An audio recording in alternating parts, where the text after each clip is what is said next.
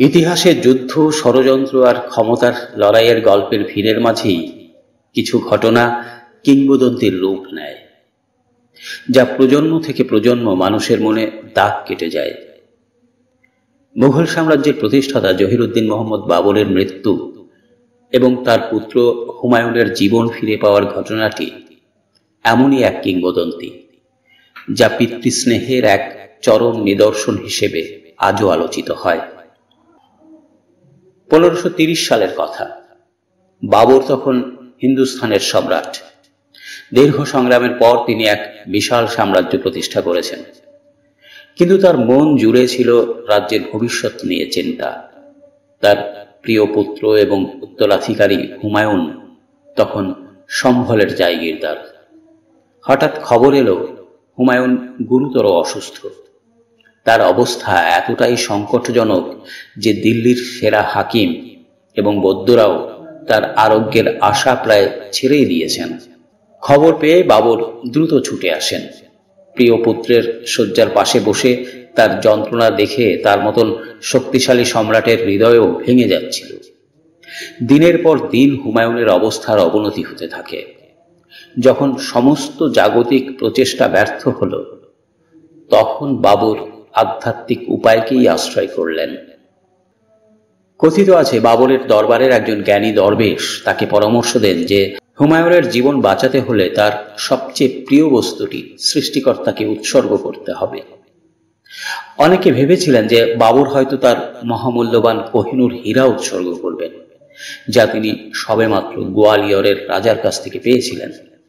কিন্তু বাবর এই পরামর্শ প্রত্যাখ্যান করে বললেন, আমার কাছে আমার জীবনের চেয়ে মূল্যবান আর কি আছে?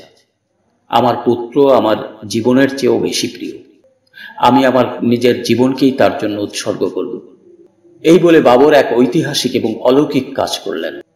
তিনি অসুস্থ হুমায়ুনের বিছানার চারপাশে 3 বার প্রদক্ষিণ করেন এবং 2 হাত তুলে সৃষ্টিকর্তার কাছে প্রার্থনা করেন, যদি একটি জীবনের বিনিময়ে আর একটি জীবন দেওয়া যায়, তবে আমি বাবর আমার জীবন আমার পুত্রের জন্য দান করলাম। কিংবদন্তি বলে যে বাবরের এই প্রার্থনার প্রায় সঙ্গে সঙ্গেই এক অলৌকিক ঘটনা ঘটে। ধীরে ধীরে হুমায়ুনের শরীরের উত্তাপ কমতে শুরু করে এবং তিনি সুস্থ হতে থাকেন। অন্যদিকে বাবর অসুস্থ হয়ে পড়েন ক্রমশ। তিনি অনুভব করতে থাকেন যে পুত্রের অসুস্থতা তার নিজের শরীরে প্রবেশ করছে। বাবরের এই আত্মত্যাগের পর হুমায়ুন দ্রুত আরোগ্য লাভ করেন। তিনি যখন সম্পূর্ণ সুস্থ হয়ে উঠলেন, তখন বাবর শয্যাশায়ী।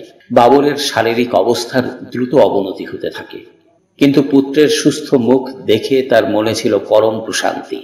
মৃত্যুর আগে বাবর তার আমির ওমরাহদের ডেকে পাঠান এবং হুমায়ুনকে তার উত্তরাধিকারী হিসেবে ঘোষণা করেন। তিনি হুমায়ুনকে তার ভাইদের প্রতি সদয় থাকার এবং সাম্রাজ্যকে ন্যায় ও সততার সঙ্গে শাসন করার উপদেশ দেন। অবশেষে 1530 সালের 26শে ডিসেম্বর মাত্র 48 বছর বয়সে এই মহান সম্রাট শেষ নিঃশ্বাস ত্যাগ করেন। তিনি রেখে যান এক বিশাল সাম্রাজ্য এবং পিতৃস্নেহের এক অমর গাথা। এই ঘটনাটি কতটা ঐতিহাসিক এবং কতটা কিংবদন্তি তা নিয়ে ঐতিহাসিকদের মধ্যে বিতর্ক আছে।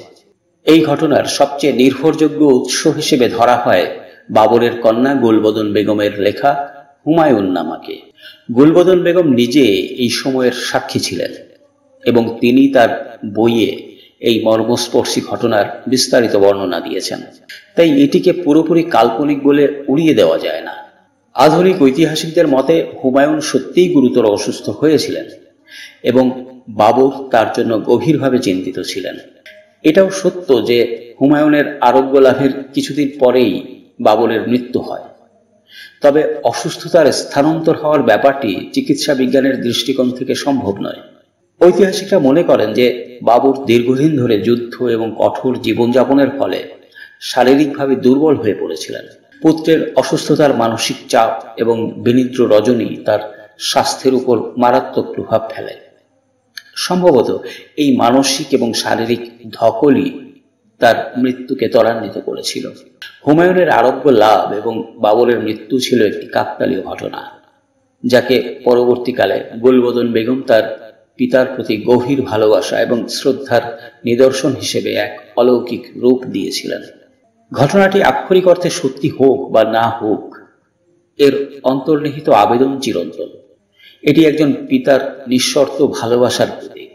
বাবর কেবল একজন দুর্ধর্ষ যোদ্ধা বা সাম্রাজ্যের বিজেতাই ছিলেন না, তিনি ছিলেন একজন স্নেহশীল পিতা, যিনি তার সন্তানের জন্য নিজের জীবনকে তুচ্ছ করতেও দ্বিধা করেননি। এই কিংবদন্তি মুঘল ইতিহাসের পাতায় সম্রাট বাবরকে এক ভিন্ন মাত্রা দিয়েছে। ক্ষমতার শিখরে থেকেও তিনি যে মানবিক অনুভূতির ঊর্ধ্বে ছিলেন না, এই গল্পটি আমাদের তাই মনে করিয়ে দেয়। আর এই কারণেই শত শত বছর পরেও বাবরের এই আত্মত্যাগের কাহিনী মানুষের হৃদয়কে একইভাবে নাড়া দিয়ে যায়।